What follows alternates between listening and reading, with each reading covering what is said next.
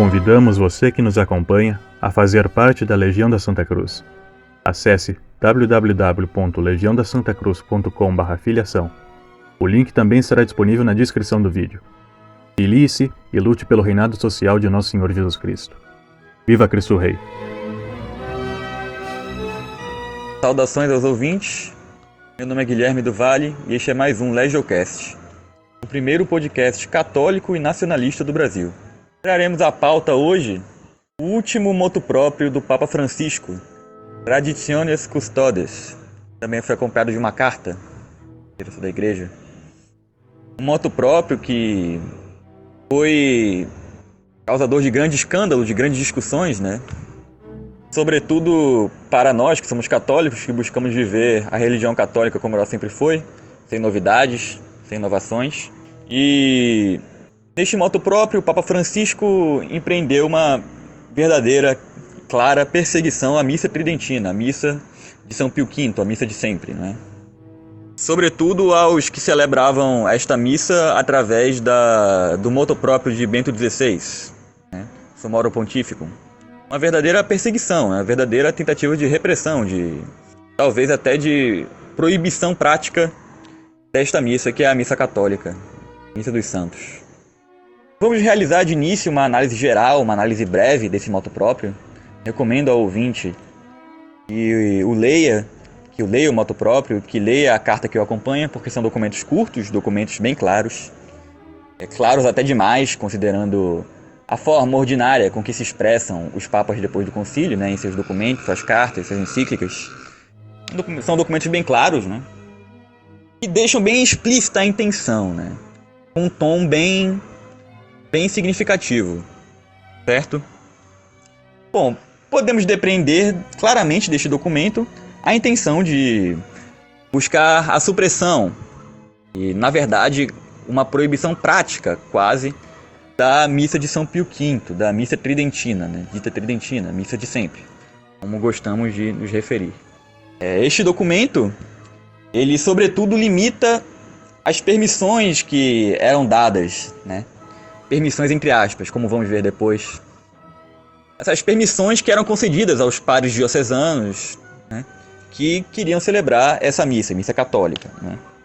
E utilizavam do motu próprio do Papa Bento XVI, motu próprio que foi, na verdade, revogado pelo Papa Francisco. Este motu próprio concedia, né, a permissão de padres celebrarem esta missa. E hoje, com a situação que o Papa Francisco impôs, a coisa está ficando muito difícil, o cerco está se fechando. Quem ler o documento vai perceber que não pode mais ser celebrada essa missa em paróquias diocesanas, né? Nas igrejas paroquiais, certo? Tem que ser capelas específicas para isso. E uma série de limitações. Não podem mais ser estabelecidos novos grupos para esta missa. Vai ter que ser renovada a entre aspas, concessão para tal missa. E coisas do gênero, né? Também mudou a história para os institutos, né, que surgiram com a Comissão Ecclesia Dei. Esses institutos agora estão sob jurisdição de outra comissão, né, para a vida consagrada, que é presidida pelo cardeal brasileiro João de Brás, né. Essa comissão muito famosa por extinguir, né, congregações que buscavam seguir a tradição. Nem tradicionalistas muitas vezes, basta a congregação não aderir às teorias de gênero, que parece que já era uma boa razão para extingui-la. Ou seja, a coisa mudou também para estes da antiga Comissão Ecclesia Dei, que foi extinta também pelo Papa Francisco anteriormente. Estes institutos, né, conhecidos no meio da tradição normalmente como acordistas, por em 88 terem se separado de Dom Lefebvre após as sagrações, foram extremamente justas e necessárias, né? Como muitos admitiram, inclusive. Permitiu que a missa tridentina continuasse no mundo. Porém, eles se afastaram de Dom Lefebvre, romperam com Dom Lefebvre e buscaram acordos com Roma, né? Buscaram a comunhão plena, entre aspas, muitas aspas. Depois vamos tratar disso melhor.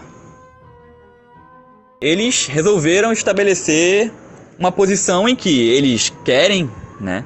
Acredito que sinceramente, pelo menos na maioria das vezes, permanecer fiéis à doutrina católica, permanecer guardando o catolicismo de antes do concílio, catolicismo puro, podemos dizer, porém continuar, digamos assim, coabitando, próximos, plenamente obedientes em todos os aspectos às autoridades romanas. O que é uma contradição, como bem dizia Dom Lefebvre, disse certa vez, né, em um dos seus diálogos com Roma,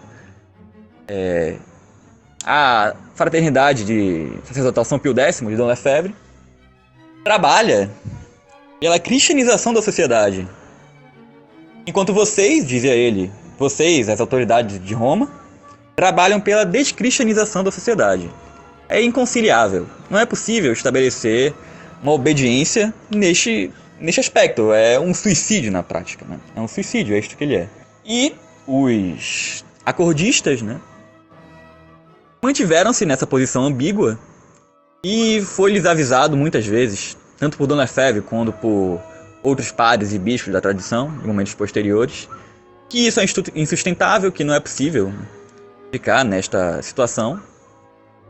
E chegamos aqui. Inclusive, parece que o superior da fraternidade sacerdotal São Pedro disse que Roma está tratando melhor os lefebvristas, né, da fraternidade São Pio X do que eles mesmos. Ora, como é possível, né? Ele deve imaginar. Os que não aceitam um acordo com Roma estão recebendo melhor tratamento do que os que buscam serem obedientes, né? Serem coniventes, né, na verdade. Porque esta aí é uma obediência injusta. Uma obediência que não deve ser feita. Uma obediência errada, né? Profundamente errada. Como inclusive vemos num podcast anterior. Porém, a situação desses institutos agora é bem complicada, né? Com o cardeal que está presidindo-os agora, cardeal bem contra qualquer iniciativa tradicional. E o Papa Francisco está fechando o cerco. O cerco está fechando, como diz o vulgo. E vamos analisar isso melhor, vamos ver como é que vai se sustentar agora, né, essa posição do chamado tradicionalismo crítico, não é? Que se mantém unido a Roma, mas ao mesmo tempo quer manter a fé católica plena, enquanto as autoridades de Roma estão lutando no sentido oposto. Uma situação bem difícil, uma situação bem complicada que cada dia que passa torna-se mais insustentável. Pois bem, vou passar agora a palavra para nosso amigo Lucas Damásio, colaborador também, que vai falar um tanto sobre a ousadia do Papa Francisco, né, neste motu próprio, e também sobre a bula do Papa São Pio V, Quo Primum Tempore. Salve Maria, caríssimos. Primeiramente, eu queria pedir para vocês que leiam a bula Quo Primum Tempore. Melhor do que escutar da minha boca em direto à fonte, certo? Eu vou passar rapidamente para vocês entenderem o que é a Quo Primum Tempore, e a gente vai passar apenas 2 pontos dela, que são os pontos mais importantes e pertinentes para a conversa que a gente vai ter nesse LejaCast. A bula Quo Primum Tempore, ela nasceu sobre o seguinte contexto, tá? O Concílio de Trento, ele solicita que seja codificado a liturgia que nasceu de forma orgânica e cresceu de forma orgânica na Igreja Latina durante todos os séculos. Então Pio V, junto com diversos teólogos, faz um exaustivo estudo para encontrar e decodificar tudo aquilo que pertencia à liturgia da Igreja Latina, que antes estava disperso. E assim nasce o Missal Romanum, que a gente chama hoje de Missa Tridentina, ou Missa de sempre, exatamente porque ela não nasceu em Trento, tá? Ela é de tudo sempre. Bom, vamos então ao ponto 8 e 9 da bula Quo Primum Tempore, que é a parte que mais nos importa aqui. Além disso, em virtude de nossa autoridade apostólica pelo teor da presente bula, concedemos e damos o induto seguinte: que doravante, para cantar ou rezar a missa em qualquer igreja, se possa sem restrição seguir este missal, com permissão e poder de usá-lo livre e licitamente, sem nenhum escrúpulo de consciência, e sem que se possa incorrer em nenhuma pena, sentença e censura, isto para sempre. Da mesma forma, decretamos e declaramos que os prelados, administradores, cônegos, capelães e todos os outros padres seculares, designados com qualquer denominação, ou regulares, de qualquer ordem, não sejam obrigados a celebrar a missa de outro modo que o por nós ordenado, nem sejam coagidos e forçados, por quem quer que seja, a modificar o presente missal, e a presente bula não poderá jamais, em tempo algum, ser revogada nem modificada, mas permanecerá sempre firme e válida em toda a sua força. Essa parte dá para entender um pouco qual que é a ideia e a autoridade dessa bula. São Pio V, ele é muito claro em deixar palavras incisivas, ele cita o para sempre por várias vezes nessa bula, que é para deixar claro que essa bula não pode ser revogada por ninguém, e nem mesmo por um papa. E veja bem, eu não quero que vocês achem que eu estou elogiando os papas pós-conciliares. O que eu estou dizendo é que eles não ousaram chegar aonde Francisco chegou, e eu vou explicar por quê. Quando o Papa Pio V coloca a palavra qualquer que seja, tá? Que essa é a tradução original, quem quer que seja, ou qualquer que seja, que vem da palavra quaesquunque no latim, ele quer deixar bem claro que ninguém, nem mesmo o Santo Padre, poderia modificá-la. E isso ou proibi-la. E isso era muito claro na mente até mesmo daqueles papas de péssima memória que tentaram de alguma forma destruir a igreja. Então veja bem, Papa Paulo VI criou uma nova missa do zero, não era uma missa orgânica, mas 2 anos depois de promulgar esta missa, ele dá indutos para que a missa tridentina seja celebrada onde está sendo pedido. Depois João Paulo II, João Paulo I infelizmente nós não vamos citar porque seu papado foi muito breve, mas João Paulo II passa a conceder induto após induto, erguer administrações, erguer grupos de sacerdotes que possam celebrar essa missa. Não por livre e espontânea vontade, mas porque isso era pedido a ele. E aí chega Bento XVI, com uma teoria muito estranha, digamos de passagem, que não é nem um pouco correta, mas que nos mostra um pouco do pensamento dos 3 padres pós-conciliares, que tiveram esta ideia principal da teoria da continuidade, digamos assim, da teologia da continuidade. Ele vai dizer que na Lex Orandi da igreja, a missa de Paulo VI é a forma ordinária e a missa de Pio V é a forma extraordinária. Isso é bizarro, é claramente bizarro, mas isso mostra uma coisa muito clara. Ele falou com todas as palavras ali que a missa tridentina não tinha sido abrogada e que ela nem poderia a ser, porque ela é parte da Lex Orandi da igreja e ela não pode ser tirada de lá.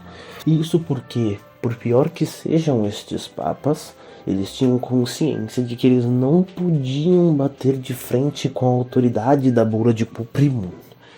Eles não podiam deixá-la de canto, eles não podiam proibir aquela missa, porque isso resultaria em uma ruptura direta com a igreja. E aí não seria mais uma infiltração devagar, não seria mais um processo para poder alterar a cara da igreja como vem acontecendo. Não, seria uma ruptura clara, mais clara ainda, digamos assim.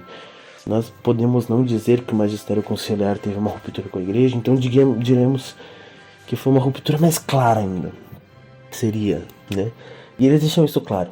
A bula de Comprium Tempore tem força por toda a eternidade. A missa tridentina não pode ser revogada e nem proibida, em virtude dessa mesma bula. Isso era muito claro, entre esses padres conciliares.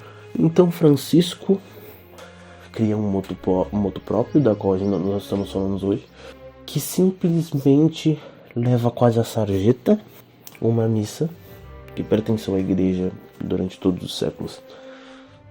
Ele deixa bem claro na sua carta aos bispos, inclusive, de que a ideia é que estas pessoas que assistem à missa tridentina tenham seu tempo de adaptação para retornar à missa de Paulo VI. Ou seja, ele deixa bem claro qual que é a ideia. A ideia é extinguir a missa tridentina. E ao fazer isso, ele não só rompe com Pio V, como todos seus antecessores, mas ele rompe com o próprio magistério conciliar. Ele pisa em cima da teologia de Bento XVI. Ele pisa em cima da ideia de que a missa tridentina tem que ser celebrada em alguns lugares, como foi a ideia de São João Paulo II ao erigir e abrir esses grupos de sacerdotes, né? E aí a gente começa a perceber que mesmo com esta cara de pastor de ovelha, né?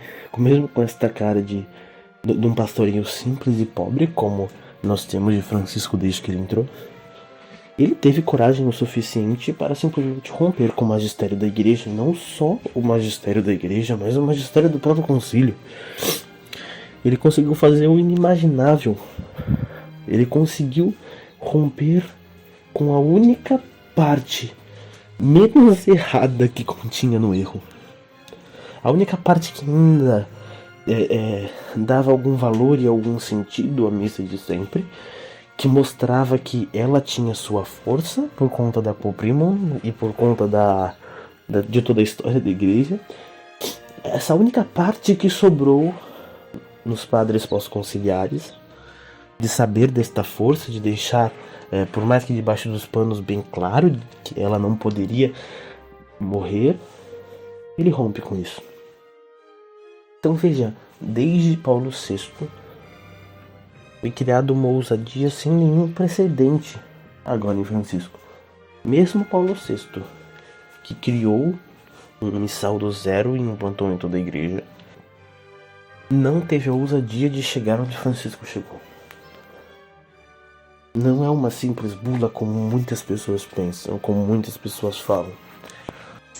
Após a excelente contribuição do nosso companheiro Lucas, vou passar agora a palavra para o professor Rafael Queiroz, que vai fazer uma breve exposição sobre a Summorum Pontificum, né, do Bento XVI, e toda a relação de obediência, desobediência, questões relacionadas a ela. Camaradas do Legião Santa Cruz, caro Guilherme, demais ouvintes do LegioCast, Viva Cristo Rei. Em primeiro lugar, eu gostaria de dizer que o título dado a esse documento que tutela a missa tradicional, Traditionis Custodes, é bastante falacioso, porque, na verdade, o documento visa impedir o livre exercício da tradição litúrgica na igreja e não protegê-la. Sabe-se que o termo custodes, do latim, significa custódia ou proteção em português. Então não se trata, na verdade, de proteger coisa nenhuma, mas sim de impedir. E nessa linha, o argumento mais usado pelos opositores da missa de sempre para justificar esse documento é o de que a celebração da missa tridentina causou divisão até o ponto de gerar igrejas paralelas, estimulando a desobediência. Sem entrar no mérito da justa desobediência quando a fé está em jogo, se trata de obedecer a Deus ou aos homens, eu gostaria de lembrar o resultado de um questionário destinado aos bispos do mundo inteiro sobre a aplicação da Summorum Pontificum em inícios de março de 2020. Em maio do mesmo ano, 2020, o jornal La Croix International, que é um jornal francês, publicou os resultados desse questionário, dirigido pela Congregação para a Doutrina da Fé, sobre os aspectos positivos e negativos da aplicação da Summorum Pontificum. É importante partir desse questionário para que a gente possa avaliar se realmente essa acusação faz sentido ou não. É importante ressaltar que, à medida que o questionário foi avançando, a Congregação para a Doutrina da Fé foi soltando comentários sobre o resultado desse questionário. E as notas da CDF, da Congregação para a Doutrina da Fé, sobre a aplicação do motu proprio Summorum Pontificum eram todas elas positivas. Ou seja, todas elas no sentido de afirmar a necessidade pastoral desse motu próprio, como o de ressaltar os bons frutos que ele deu. E, portanto, indo na contramão dessa tese de que o motu proprio Summorum Pontificum causou uma divisão dentro da igreja ou mesmo surgimento de igrejas paralelas. Então nós gostaríamos de enfocar algumas dessas considerações que a CDF fez à época sobre o resultado desse questionário. A primeira consideração é a seguinte: segundo a CDF, não há absolutamente nenhuma questão no sentido de remover o motu próprio, porque percebemos que a Summorum Pontificum não causou um maremoto, ou seja, não causou divisões, não trouxe igrejas paralelas, não trouxe movimentos subterrâneos que visam subverter a igreja e etc. A própria congregação, na mesma nota, considerou que o motu próprio corresponde sim a uma necessidade pastoral, litúrgica. E para reforçar essa tese, a congregação trouxe à baila o fato de que mais de 500 bispos pelo mundo já tinham celebrado na forma extraordinária, como lá em Roma preferem chamar, mas nós tradicionalistas chamamos de missa tradicional, missa de São Pio V, missa de sempre, missa tridentina. Segunda consideração que a CDF fez foi a de que havia uma evolução pacífica mais constante no sentido do interesse pela missa tradicional nos espaços em que ela não estava contemplada antes. Portanto, essa evolução não trouxe um maremoto, não trouxe divisionismos, não trouxe problemas. É uma evolução, portanto, pacífica e constante, o que prova o interesse dos fiéis e de muitos padres, até de bispos, pela missa de sempre. Mostrando que o decreto de Bento XVI, Summorum Pontificum, era razoável e consistente com uma necessidade real da igreja. Um terceiro ponto considerado pela CDF é o seguinte: ela trouxe à baila a declaração do arcebispo Dominique Lebrun de Rouen, arquidiocese de Rouen, na França, que dizia o seguinte sobre a aplicação da Summorum Pontificum na sua arquidiocese: as coisas aqui estão indo muito bem, pois o motu próprio permitiu que os fiéis rezem de uma maneira diferente. Lebrun, que tem doutorado em liturgia pelo Institut Catholique de Paris, disse na época que a forma extraordinária, que nós chamamos de missa tradicional, tem algumas implicações que a outra não tem. E que ele acreditava que realmente ela corresponde a uma necessidade pastoral, pois dá bons frutos, o motu próprio dá bons frutos. Foi o que o arcebispo, na ocasião, ressaltou. De maneira que, se é para falarmos de divisão, nós temos então que enfocar os que desobedeceram a Summorum Pontificum, pois, como nós já vimos, a Congregação para a Doutrina da Fé, que é um dos dicastérios mais importantes da Santa Sé, reconheceu em 2020, com base em um questionário endereçado aos bispos, que, com base nesse questionário, no resultado desse questionário, não havia motivos sólidos para abrogar a Summorum Pontificum. Então nós estamos nos baseando em dados, em fatos. Os fatos falam por si.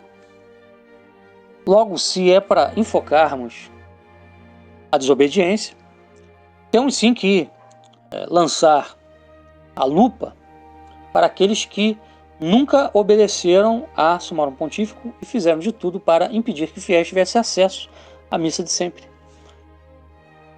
Temos alguns casos aqui a retratar. São muitos os casos. Se pegarmos documentação desde a decisão de Bento XVI até a Traditionis Custodes, nós veremos que são múltiplos, inúmeros os casos pelo mundo de bispos e padres que se recusaram a atender pedidos de fiéis pela missa de sempre. Pedidos esses que, quase sempre, foram feitos de acordo com os critérios estabelecidos na Summorum Pontificum. Eu gostaria de retratar alguns casos, notadamente 4 casos. O primeiro deles, que aconteceu aqui na minha cidade, em Nova Iguaçu, nos idos de 2011, quando 70 pessoas encaminharam um abaixo-assinado ao bispo Dom Luciano Bergamin para pedir uma missa tradicional na catedral da cidade. Nós fomos, juntamente com o senhor Adriano Montemor, das pessoas que liderou esse abaixo-assinado, conseguiu 70 assinaturas, mais ou menos 70 assinaturas. Nós tivemos o pedido recusado, apesar de todos os requisitos terem sido cumpridos. Então, é um fato que mostra que houve desobediência à Sumário Pontífico. Na época, chegamos mesmo a pensar em recorrer à Comissão Ecclesia Dei, mas já sabíamos que muitos desses recursos à Ecclesia Dei não davam em nada, porque os bispos mexiam os pauzinhos atrás dos panos para não atender aos pedidos e às exigências da própria Ecclesia Dei. Tá? O segundo caso, que merece destaque, é o do bispo de Fort Worth, no Texas, Estados Unidos da América, que proibiu a celebração da missa tridentina na faculdade Fisher Moore, em 2014, onde a mesma já era celebrada desde 2011, ou seja, havia já a celebração há 3 anos, sem nenhum evento grave, e o bispo decidiu cancelar a celebração da missa tridentina, alegando que era para o bem das almas. Enfim, também em 2014, o bispo de San José, na Costa Rica, Arquidiocese de São José, proibiu a missa tridentina, mesmo com todos os requisitos legais cumpridos. E nós tivemos ainda um outro caso emblemático, que aconteceu na Itália, que foi o de Mário Palmaro, que pediu uma missa de réquiem na forma tridentina, quando morresse, que fora negada pelo pároco da Catedral de Monza. Palmaro só conseguiu obter a garantia de que teria uma missa tradicional quando morresse, quando ele ameaçou fazer uma missa na praça da cidade, quase uma autorização da prefeitura da cidade, e aí convidando obviamente um padre tradicional para fazê-lo. E aí o pároco da Catedral de Monza voltou atrás, mas foi uma batalha. Então, nenhum desses bispos, nem padres, foi punido, o que prova a má disposição de Bergoglio em face à missa de sempre. Esses casos todos aqui que estamos, com exceção de 2011, aconteceram no pontificado de Bergoglio, e ele não puniu nenhum desses prelados por não terem cumprido o decreto do Papa anterior. Então, não se trata de reconciliar a Igreja e de reconstituir a ordem, como alguns defensores da tradição dos custódios têm alegado, mas sim de perseguir a tradição. Obrigado, professor Queiroz, pela exposição. Agora vamos passar a palavra para o nosso colaborador Vinícius falar um pouco sobre Bento XVI e suas aberrações teológicas, como a sua dita hermenêutica da continuidade. Olá, tudo bem? Caros ouvintes da Legião da Santa Cruz, viva Cristo Rei! Bom, eu vou comentar um pouco sobre Bento XVI e a aberração teológica que ele criou.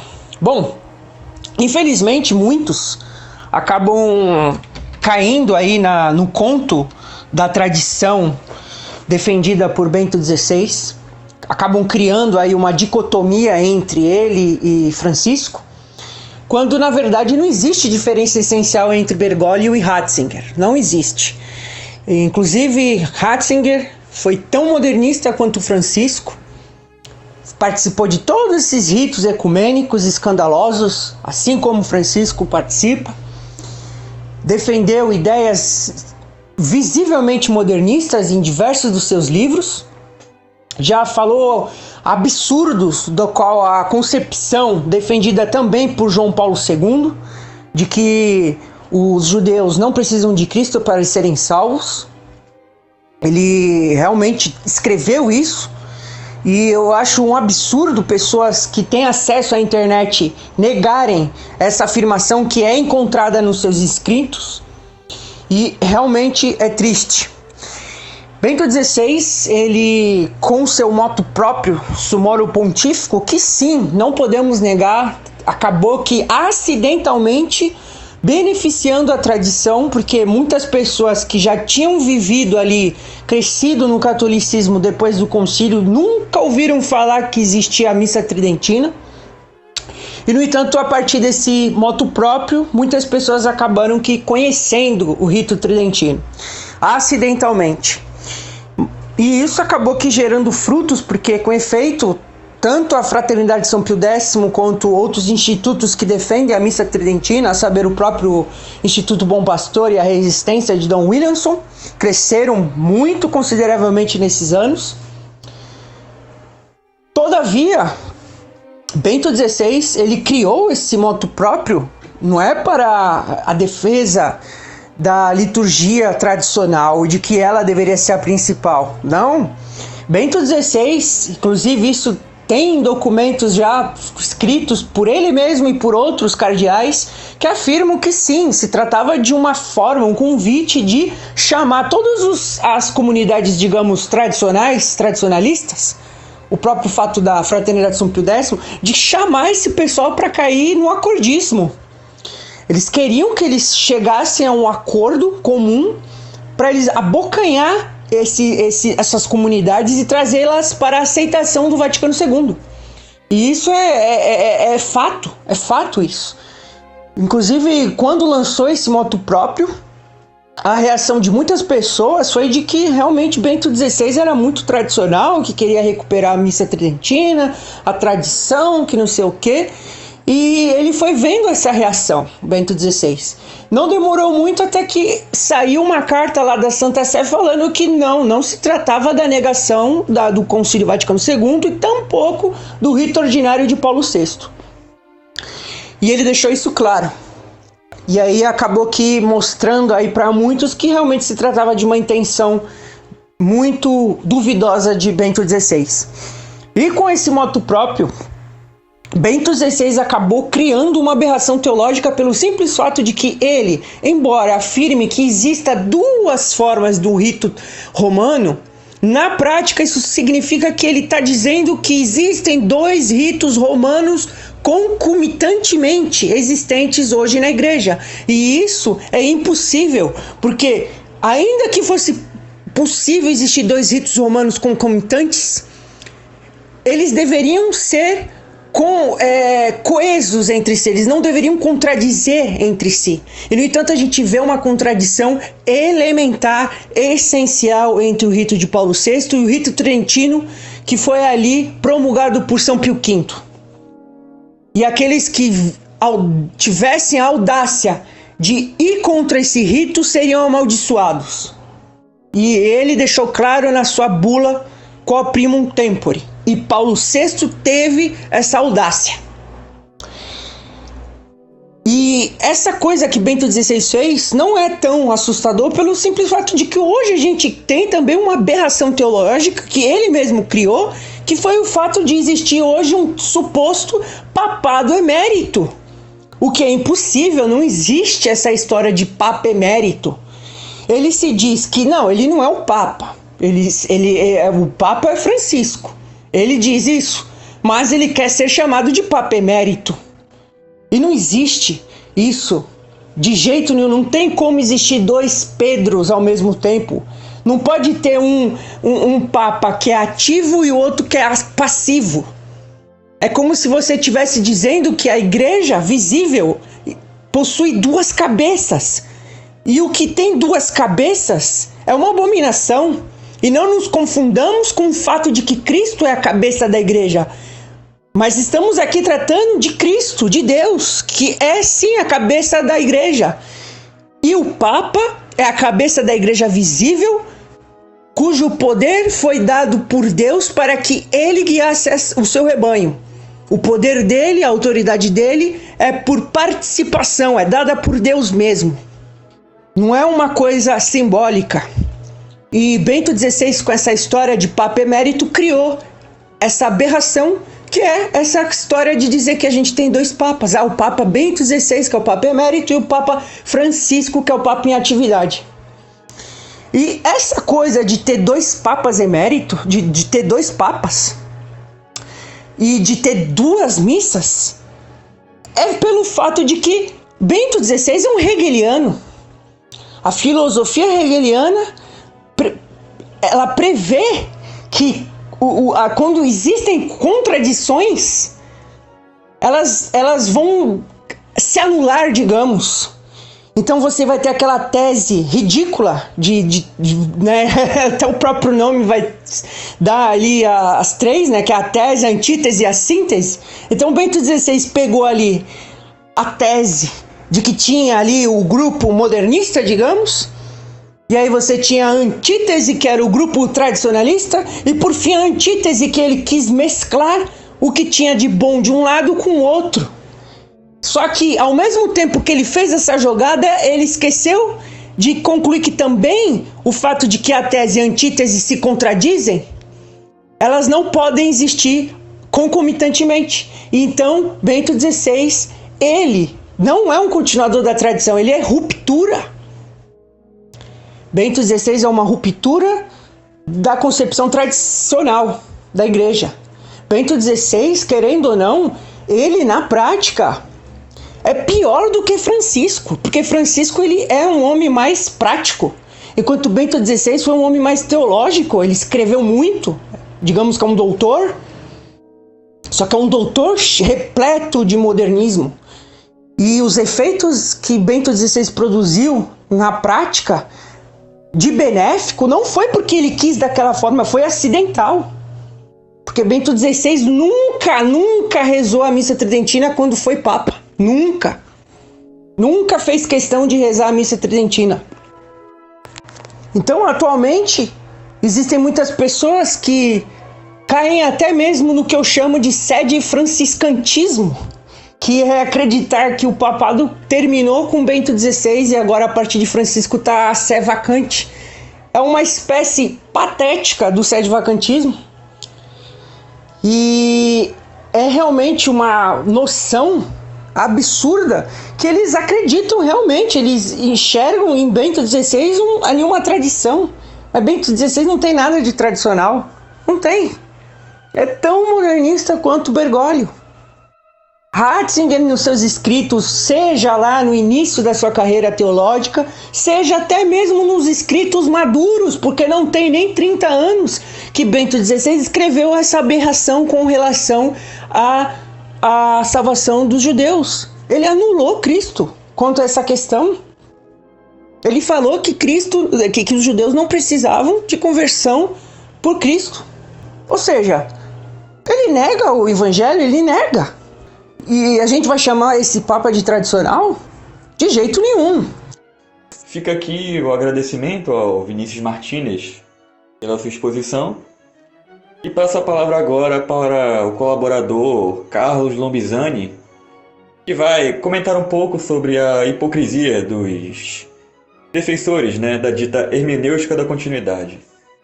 Caros amigos, salve Maria, viva Cristo Rei. Muito obrigado, Guilherme, Lucas, professor Queiroz e Vinícius. É um prazer e uma honra estar diante de tão boa companhia. Espero humildemente poder fazer uma boa contribuição, desmascarando esses hipócritas que mentem descaradamente, como muito bem falou o professor Queiroz, demonstrou que as acusações deles são completamente falsas. Eles falam que não, estão causando divisão, essa é a desculpa por trás do moto impróprio Traditiones Custodes, mas não tem prova nenhuma disso, muito pelo contrário. Se for ver, a evidência é de que com o motu proprio Summorum Pontifico aumentou em muito a quantidade de pessoas que está muito preocupada em assistir à missa tradicional em latim em plena comunhão. Então isso daí não tem o menor cabimento, são mentirosos e são contraditórios também, como falou o Vinícius. E é muito importante a gente ter em mente que contradição é uma coisa inaceitável, porque qualquer coisa que é contraditória é mentirosa. Isso se chama reductio ad absurdum. Você quer provar que uma coisa é falsa, é só você mostrar que ela é contraditória, Um exemplo disso é o próprio Concílio Vaticano II, porque o que eles dizem quando vão defender o concílio, quando nós apontamos os erros do concílio? Não, mas o concílio não defende isso que você está falando, olha, porque em outra parte ele diz aquilo lá. Olha, meu amigo, isso daí não prova que o concílio não está errado, muito pelo contrário, prova que está mais errado ainda, porque você acabou de demonstrar que ele é contraditório, que ele fala uma coisa aqui e outra acolá. Então, vamos mostrar como essa gente é contraditória, porque assim fica na cara que eles são falsos, Para começar, eles seguem o concílio que incentiva o diálogo e a adaptação, exceto com a gente. Quando é com os tradicionalistas não pode. Pode com maometanos, com protestantes, com deicidas, mas com a gente não pode, né?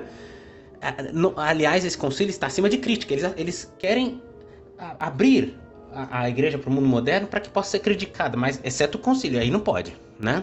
Eles acreditam numa liturgia colaborativa, onde a criatividade de todo mundo possa participar, exceto a nós. Quando a gente fala, não, mas a gente quer que a missa seja assim. Não, aí não pode. Só pode quando for, né, missa afro, missa sertaneja e assim por diante, né? E, aliás, isso daí que o Papa Bento XVI ao menos foi coerente, porque ele defendeu o tal do mútuo enriquecimento, que não tem o menor sentido, né? Você falar que você misturando lama e vinho vai dar uma coisa melhor? Não, você não vai melhorar a lama, você vai piorar o vinho, né? De repente, para essa gente, a união se tornou importante, né? Não estavam preocupados com a união até agora há pouco, né? Quando se fala em matéria de protestantes, quando se fala em matéria de ortodoxos, não precisa de conversão, né? A igreja deles tem elementos salvíficos, né? Mas quando é dos tradicionalistas, aí sim, não, opa, eles estão sendo desunidos, nós temos que defender a união da igreja, né? Usam o porrete da obediência contra a gente, né? Eles não acreditam na obediência. Eles usam contra a gente isso porque eles sabem que a gente acredita, né? Então funciona na gente. Isso daí, quando eles falam que você tem que obedecer o Papa, isso daí é que nem com um comunista dizendo que nós temos que ser comunistas porque nosso Senhor Jesus Cristo defendeu a caridade e você não acredita em Jesus, então tem que defender o comunismo, o social. Não é isso que eles falam? Bom, é a mesma coisa que os continuistas dizem, né? Usam o porrete da obediência contra a gente, mas eles mesmos não acreditam na obediência, né? Tanto é que não obedecem ao Papa, porque os últimos papas ensinam a não julgar. Aliás, não foi o próprio Papa Francisco que disse quem sou eu para julgar? E, no entanto, essa gente anda por aí a julgar os tradicionalistas, né? Sigam o seu Papa, obedeçam ele, falem assim, olha, quem sou eu para julgar, né? Então, quando alguém disser que você tem que obedecer o Papa, responda isso, né? Aliás, já falei isso em outro Legiocast, né? Obedeça não só aos últimos 6, mas a todos, né? Porque nós obedecemos a todos os 260 que antecederam esses aí também, né? E já que você quer obedecer tanto assim, os últimos papas, obedeça aí no que ele fala em matéria de ter que se preocupar com aquecimento global, né? Venerar a Elder Câmara, ir a encontro de casal de segunda união, aceitar padre casado, aceitar mulher padre, né? Ah, não, mas o Papa não tá mandando isso. Mas vai, é questão de tempo. Ele tá mandando outras coisas que são tão ruins quanto mulher coroinha. Já tem, né? É questão de tempo. É o famoso sapo fervido, né? Você não coloca ele na água fervente que ele salta. Você tem que pôr na água fria primeiro e esquentar devagarinho. É isso que estão fazendo, né? Impondo essas coisas devagarinho. Primeiro a missa voltada pro povo, né? E o Papa manda isso, o Papa faz isso. Ele manda pelo exemplo, né? Aliás, essa gente diz que só eles sabem o jeito certo de se rezar a missa moderna, né? Sendo que os próprios últimos 6 papas fizeram desse jeito aí, esculachado. Mas eles não. Se você seguir o missal direitinho, ela é boa. Olha, mas quem é você? Então quer dizer que tá todo mundo errado, todos os bispos do mundo, todos os últimos papas que existiram concomitantemente a essa missa, e só você tá certo, você sabe o jeito certo de rezar essa missa, né? Que eles chamam de abuso, inclusive, né? Isso daí que acontece, que é um eufemismo. Aliás, outro sinal de hipocrisia deles, de falsidade, língua bífida. Não é abuso coisa nenhuma, é um sacrilégio. Usa a palavra certa, não use de eufemismos. É um sacrilégio contra nosso Senhor Jesus Cristo. E se precisou chegar o novo rito para acontecer sacrilégio, então quer dizer que não é um abuso. É culpa do rito, sim. Eles falam desse unicórnio aí, que é o Novus Ordo bem celebrado, né? Que praticamente não existe em lugar nenhum. Por isso que é unicórnio, não existe, né? Eu precisei viajar 8.000 quilômetros para achar um. Isso daí não existe em lugar nenhum. Nem o Papa reza desse jeito que eles estão falando. O Novus Ordo. Então, se um aluno tem nota ruim com todos os professores, não pode ser culpa de um professor, né? É o aluno que é ruim. Se um certo povo é expulso de 109 países, não pode ser os países que são os culpados. Tem que ser algo de errado com esse povo, né? Então, seguindo a mesma lógica, se 50 anos depois do seu rito novo ter sido inventado, ele ainda é uma porcaria, não existe em lugar nenhum esse ideal aí que você está falando, então a culpa é de quem? A culpa é de quem está interpretando mal o rito ou a culpa é do rito? Mas isso só vem demonstrar mais uma hipocrisia desses mentirosos, porque eles estão sempre acusando os tradicionalistas de fazer livre exame do magistério, sendo que são eles que estão contrariando a interpretação do concílio já dada por quase todos os bispos do mundo, por 6 papas. Eles estão sempre falando, leiam os documentos, leia o Concílio Vaticano II, você vai ver que não está se fazendo o que o Concílio Vaticano II mandou, mas isso daí é os protestantes, né? Não são os protestantes que sempre dizem, leia a Bíblia, vocês não estão fazendo o que a Bíblia manda, né? Ou seja, eles estão crendo em sola fide, né? Porque estão dizendo que basta você crer na crise, não precisa fazer nada a respeito, né? Basta ter fé, não precisa ter obra nenhuma, não precisa tomar atitude. Isso é um absurdo, porque não adianta você só acreditar que tem algo de errado acontecendo e continuar seguindo. Eles dizem que todos os bispos e papas interpretaram o concílio errado. Mas são os raditrades, abre aspas, né, que são cismáticos, por dizerem que a maioria dos bispos estão errados. Qual que é a solução que eles dão, então, para a tradução do missal novo? Né? Então eles vão falar assim, não, então você tem que ir na missa moderna, né? Então tá bom, mas tem que ser essa missa perfeita aí, bem celebrada, você tá falando, né? Só que não tem em latim, porque em latim lugar nenhum faz, eles só fazem a traduzida. Então como é que eu vou fazer? Porque já que a tradução em si já tá errada. Mas eles não têm solução para isso. É claro, porque não são católicos, são só hipócritas que estão tentando desviar os verdadeiros católicos do caminho. Veja quantas propriedades da igreja estão à venda ao redor do mundo, em quantas dioceses que os bispos estão liquidando de baseada, quase como que na feira, né? Igrejas, antigos mosteiros, escolas, conventos e assim por diante, tudo à venda. Eles se recusam a vender para a Fraternidade São Pio X. Vem protestante fazer oferta, eles vendem. Ateu, gente de tudo quanto tipo, eles vendem. Se recusam a vender apenas a Fraternidade São Pio X. Ué, por que esse tratamento especial? Só para os tradicionalistas. Por fim, para encerrar esse meu primeiro comentário, talvez o maior sinal da hipocrisia deles é que o que está acontecendo agora, ironicamente, demonstra muito bem, mais do que nunca, que quando eles querem, eles podem sim tomar atitudes rápidas contra aquilo que não gostam. Porque assim que saiu o moto próprio, já rapidinho, os bispos já estão tomando medidas para fazer a limpa. Isso mostra que não é sem querer que eles não estão combatendo os tais dos, abre aspas, abusos, né? Esses sacrilégios que acontecem na missa moderna, eles não são acidentais, eles são intencionais, é de propósito. Eles não são feitos à revelia do Papa, como os continuistas querem nos convencer, não. Porque quando eles querem tomar uma atitude contra alguma coisa, quando eles querem acabar com algo, eles acabam rapidinho. Agora passo a palavra novamente para o professor Rafael Queiroz. Muito obrigado, Guilherme. E aqui eu gostaria de pontuar sobre o fato de que a Traditionis Custodes mostra de maneira cabal o erro da estratégia adotada pela administração apostólica ao longo desses últimos anos.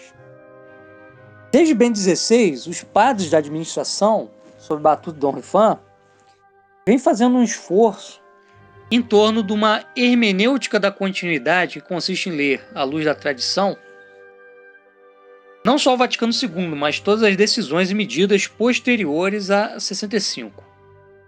Na época, essa empresa talvez fizesse algum sentido, em razão de indicativos de que Bento XVI estava se orientando seja para uma reforma da reforma litúrgica, como para uma regularização do status da Fraternidade São Pio X, sem exigir o reconhecimento do Vaticano II.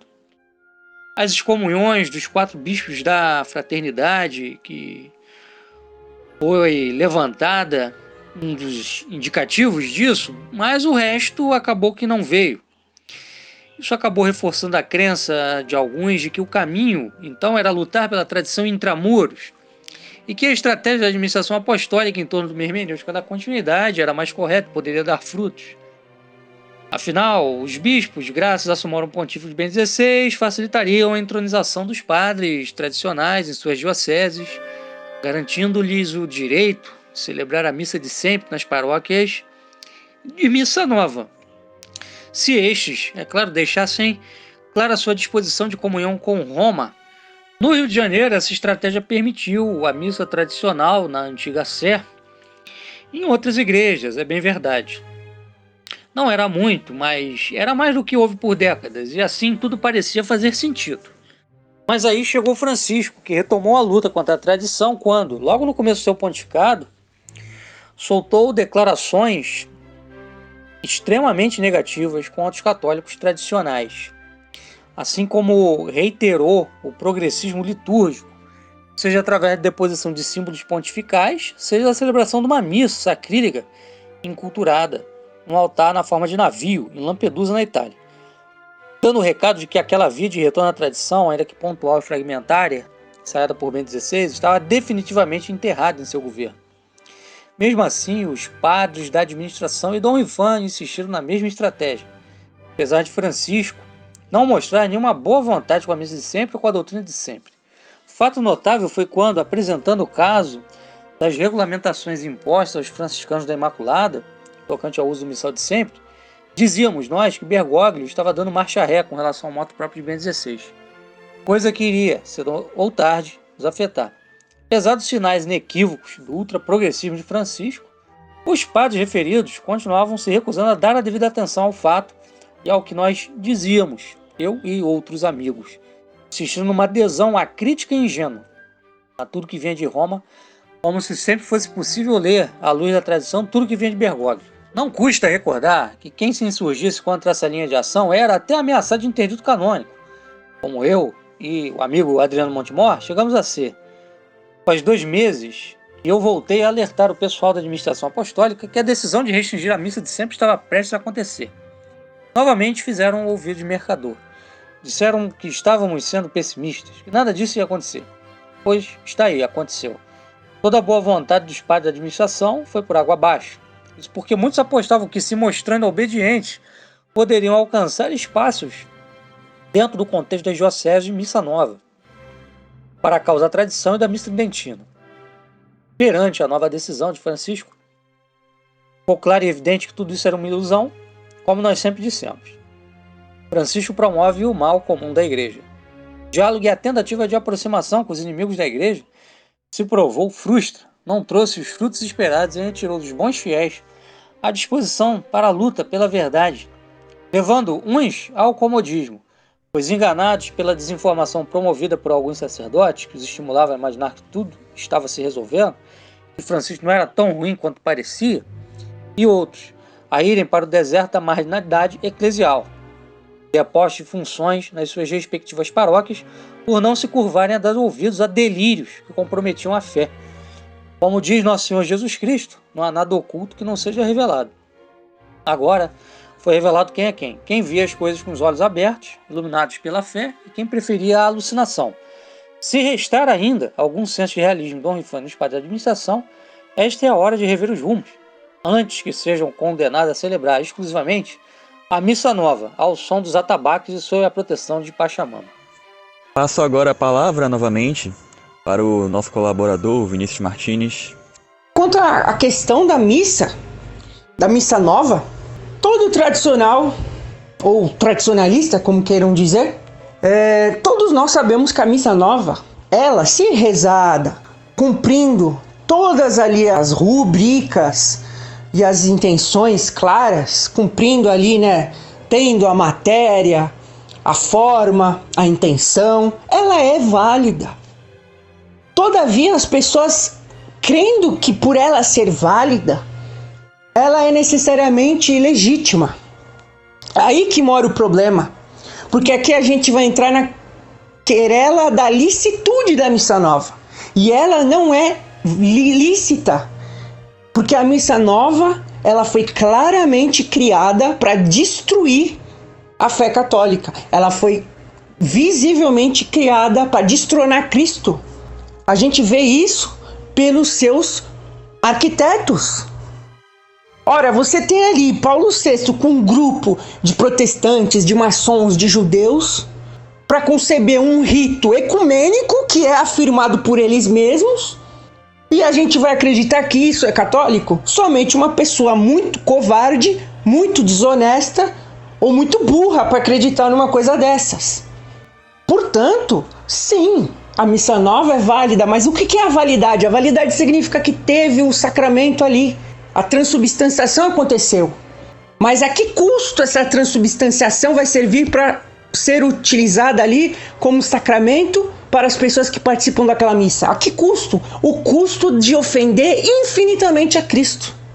Este é o custo. Porque não basta que algo seja válido para ele ser legítimo.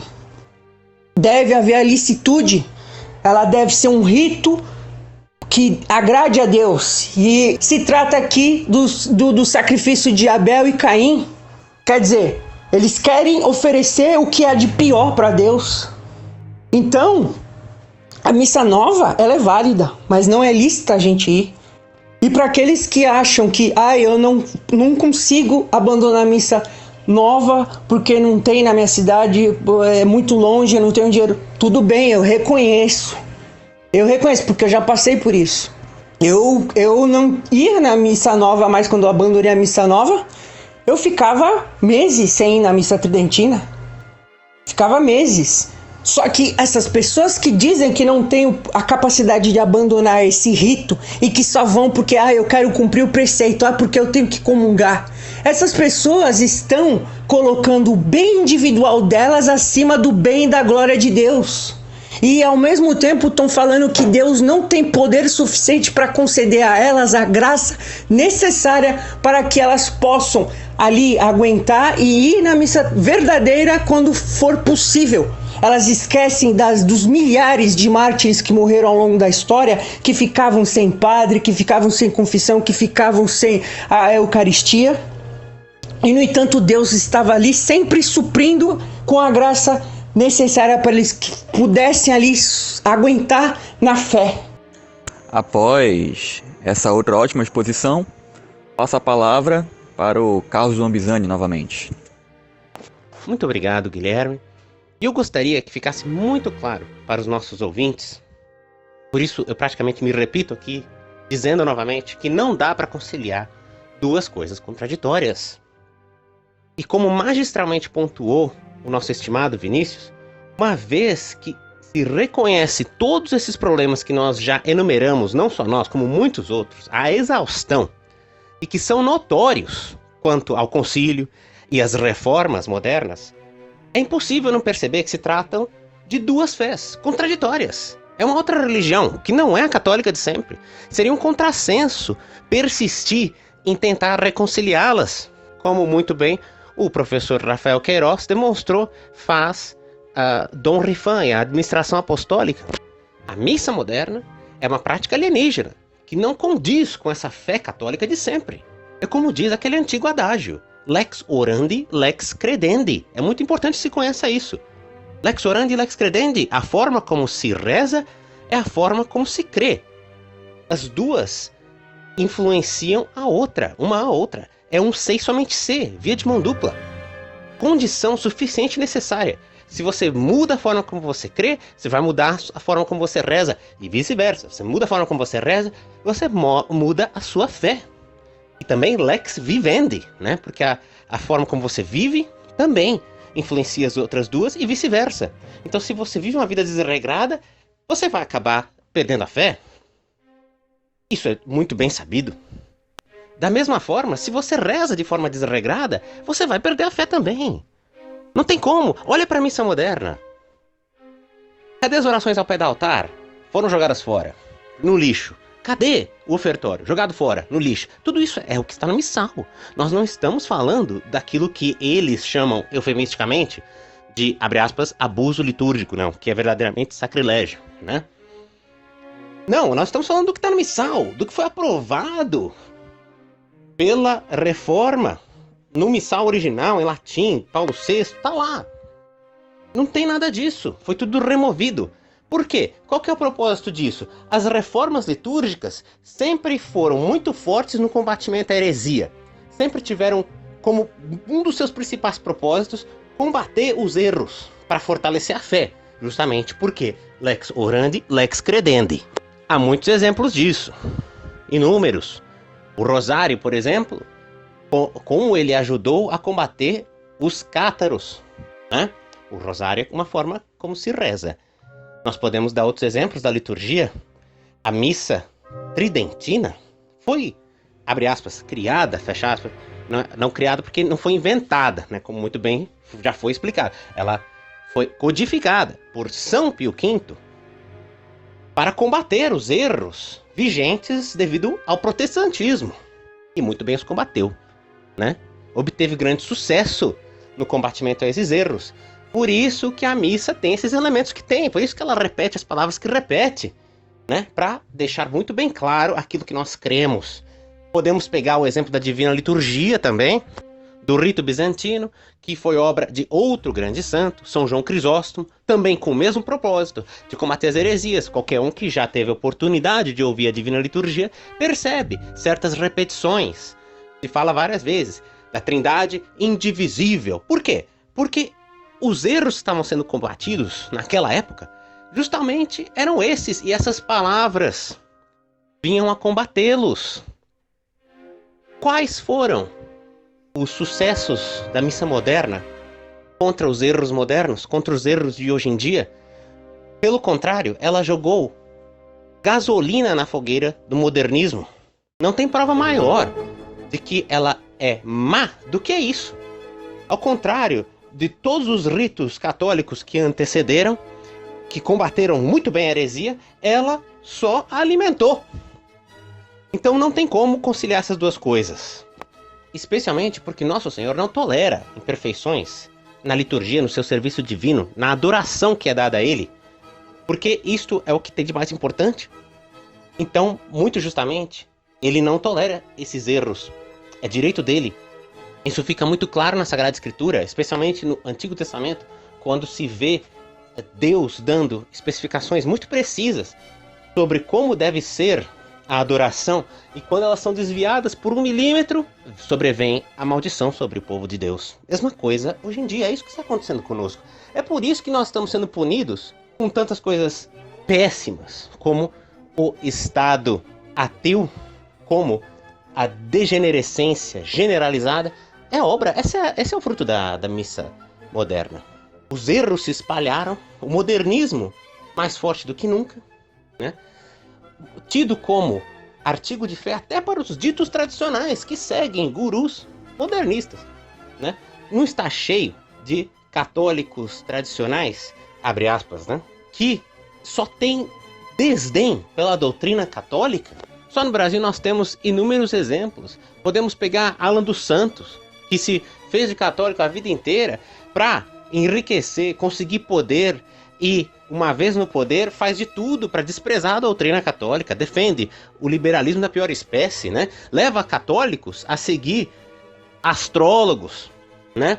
Por falar em astrólogo, poderemos falar da Bruxa Maria, que é dona de um grupo nas redes sociais chamado Em Defesa de Monsieur Lefebvre. É gente que está usando da figura de um homem santo que combateu o modernismo para promover o modernismo. Então, isso daí nos ensina uma lição muito valiosa sobre o que está acontecendo neste momento, qual que é a situação que nós vivemos com a Traditiones Custodes na igreja. Porque a missa de sempre atrai quem está interessado pela verdade. É o que Nosso Senhor falou no Evangelho: quando eu for elevado, atrairei todos a mim. E na missa tradicional ele é elevado. Por isso que tem gente como essa Bruxa Maria, que defende na superfície Monsieur Lefebvre, mas chega lá e posta mapa astral de Dom Lefebvre nas redes sociais. O que é isso, se não tentar pegar essas pessoas que estão sendo atraídas pela verdade e desviar elas para o caminho do mal, né? O problema é que a missa tradicional em latim, e isso já ficou muito claro quando Bento XVI publicou Summorum Pontificum, ela fala da conversão dos judeus, né? E houve grande celeuma, grande ultraje entre eles quando ele liberou a missa tradicional. Tanto é que houve conversas de modificar a oração da Semana Santa, da Sexta-feira Santa, pela conversão dos judeus. Eles não escondem que são eles que estão por trás da Traditiones Custodes. Saiu no jornal Times of Israel no dia 19 de julho. Papa Francisco restringe a missa em latim, que pede pela conversão dos judeus. Uma decisão que agrada a eles. Eles estão festejando isso. Então veja só, a decisão feita para agradar a Deus? Não, para agradar aqueles que odeiam a nossa religião. Então, fica muito claro o plano, fica muito claro quem está por trás do plano, né? E o que nós temos que ter atenção a partir de agora é justamente contra essa gente aí que vive se usando do tradicionalismo para ganhar poder político, para atrair os católicos fiéis para o caminho do erro, né? E não deixar que eles se infiltrem, já que a partir de agora muita gente vai com as proibições das missas tridentinas em, abre aspas, plena comunhão, e de volta para as catacumbas, na Fraternidade São Pio X, Resistência e muitos outros. E muitas das pessoas vão estar contaminadas porque entraram desse jeito, né? Dos padres que entraram por meio dos padres que estão, abre aspas, em plena comunhão, e por isso estão cheios de modernismo, né? Aprenderam liturgia com o movimento litúrgico, tudo com o Vaticano II, né? Hermenêutica da continuidade, e portanto seus sermões, todos os sermões que essas pessoas ouviram até hoje, embebidos nesses erros, e as pessoas estão com essa sementinha lá dentro, sem saber. Nós temos que tomar cuidado com isso e matar esse mal para converter essas pessoas, né? Porque não adianta você ir na missa tridentina e o sermão ser modernista, porque nós não estamos lutando só pela liturgia, é a disciplina, é a doutrina. Isso é algo que já falei anteriormente no Legiocast sobre Dom Lefebvre, né? Há aqueles que nos acusam de sermos esteticistas, né? Nos preocuparmos muito com a estética, sendo que são eles que têm grupo de liturgia, né? Missa nova, né? Se preocupam em bandeiras, essas coisas, né? A gente não. A gente faz a missa tridentina até sem música, se for necessário. O padre da missa nova, muitos deles nem aceitam fazer a missa se não tiver público, né? Mas nós que somos preocupados com estética, não, nós estamos preocupados com a liturgia porque lex orandi, lex credendi, lex vivendi. Então, tem que ser esta liturgia sim. Tem que ser a disciplina de sempre, a doutrina de sempre. Então, de agora em diante, tomemos muito cuidado com isso. E não caiamos mais no erro de culpar somente ao concílio. Não temos vergonha de culpar quem é verdadeiramente culpado por isso. Digamos em viva voz, olha, são os judeus que estão por trás da proibição da missa tradicional. Eles que pediram, porque eles são ofendidos pelas preces tradicionais. Para que fique claro para todos, né, o que está acontecendo. Para que fique claro que não é Dom Lefebvre que foi como Lutero, como acusam os conciliares. Porque, historicamente, quem financiou Lutero foram judeus. E quem está sendo financiado por eles, neste momento, é quem? Certamente que não são aqueles que seguem Dom Lefebvre, como nós acabamos de ver. Como ficou claro no frigir dos ovos. Então, tenhamos esse cuidado de oferecer a Deus o melhor culto. A oferta de Abel e não de Caim. E se pergunte, qual que é a porta larga e a porta estreita? O que é agradar ao mundo e o que é agradar a Deus?